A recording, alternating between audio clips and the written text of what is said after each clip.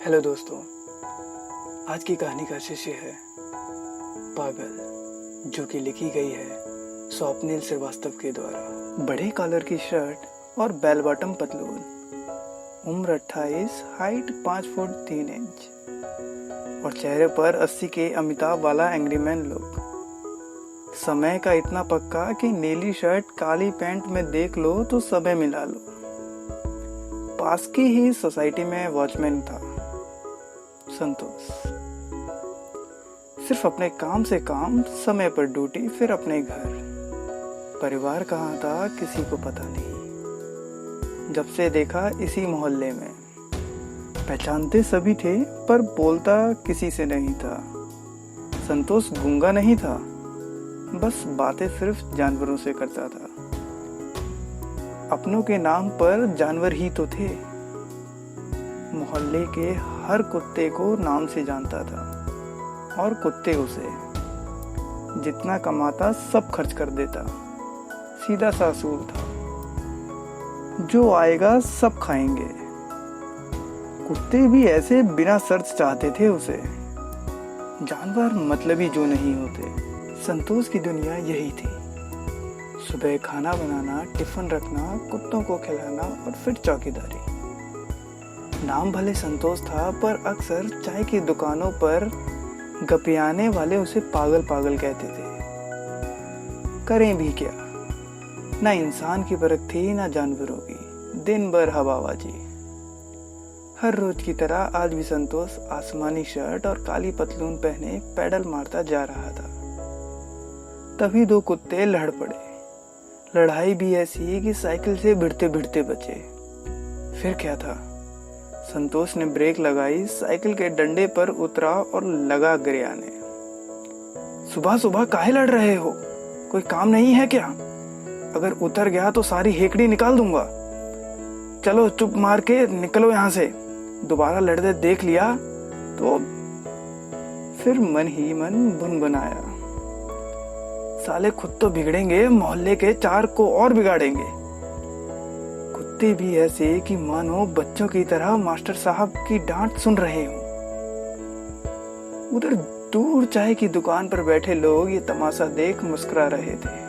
तभी राम सुमेर चिल्लाकर बोला, काबे पगलवा, का बड़बड़ा रहा है? आजा चाय पिलाते हैं। संतोष सुन जरूर रहा था पर पलटा नहीं।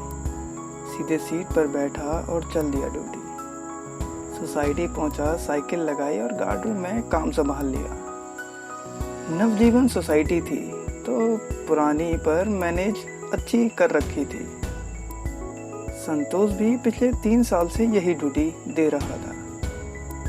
रजिस्टर में आने जाने वालों का नाम लिखना, गाड़ियों के लिए गेट खोलना और कभी कभी सेक्रेटरी साहब की गाड़ी धो देना, यही काम था उसका। इसके अलावा ना कभी मुस्कुराता था, ना किसी से बोलता था। सोसाइटी में बच्चे तो थे पर संतोष से खासी ही पटती ना थी। कुछ अनकही सी हनक दोनों तरफ से थी। बच्चे तो कभी कभी बॉल के लिए परेशान कर देते थे, पर संतोष बोलता फिर भी कुछ नहीं था। हाँ, जानवर को अगर छेड़ते देख ले तो जरूर डांट देता था। 2-3 शिकायतें तो सोसाइटी मीटिंग में पहले ही हो रखी थी। दोपहर कैबिन में बैठा अपना खाना खा ही रहा था कि टेलीफोन की घंटी बजी। उठकर देखा तो सेक्रेटरी सर का फोन था। बोले, शाम को ड्यूटी खत्म कर जाने से पहले घर आ जा, कुछ बात करनी है।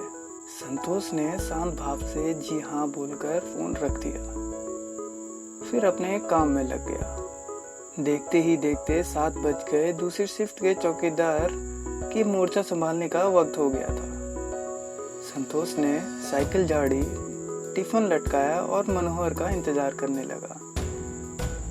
आते ही चाबी थमाई, रजिस्टर पकड़ाया और बढ़ गया सिन्हा जी के घर की ओर। सिन्हा जी 3री मंजिल पर रहते थे। सीढ़ियों से होते हुए दरवाजे पर पहुंचा और घंटी बजा दी। सिन्हा जी बाहर आए और बोले, आजा अंदर आजा, कुछ बात करनी है। संतोष भी चुपचाप अंदर आया और सर झुका के सोफे के साथ खड़ा हो गया। सिन्हा जी सोफे पर परसते हुए बोले, संतोष, शिकायतें बड़ी आ रही हैं। चिराग और मयंक के भी मम्मी पापा बोल कर गए हैं। इस बार तो लिखित में शिकायत दी है। क्यों बच्चों को बेवजह डांटता है? अब और शिकायत आई तो नौकरी चली जाएगी। संतोष बोला कुछ नहीं, बस सर झुकाकर सुनता रहा। बताता भी क्या? बच्चे कुत्ते और पिल्लों को परेशान कर रहे थे, सो डांट दिया। अपनी बात रखता भी तो सुनवाई कोई नहीं थी। जिस समाज में आदमी आदमी की कदर ना करता हो, वहां जानवरों का दर्द कौन समझेगा भला। चुपचाप घर की ओर चल दिया। रोज रात की तरह खाना खाने के बाद बाहर नीम के चबूतरे पर बैठ गया। आहट पाकर मोहल्ले के कुत्ते भी जमा हो गए।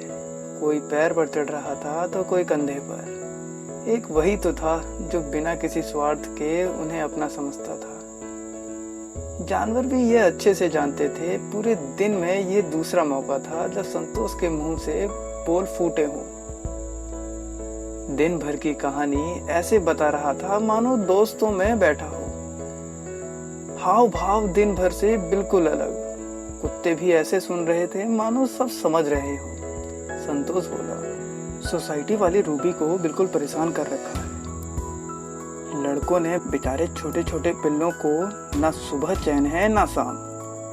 ऊपर से जरा डांट तो दो, सीधा साहब से शिकायत। मैं भी देखता हूँ मेरे रहते कौन परेशान करता है। काफी देर तक यूं ही बड़बड़ाता रहा, फिर उठा, कुत्तों के सर पर हाथ फेरा और चल दिया सोने।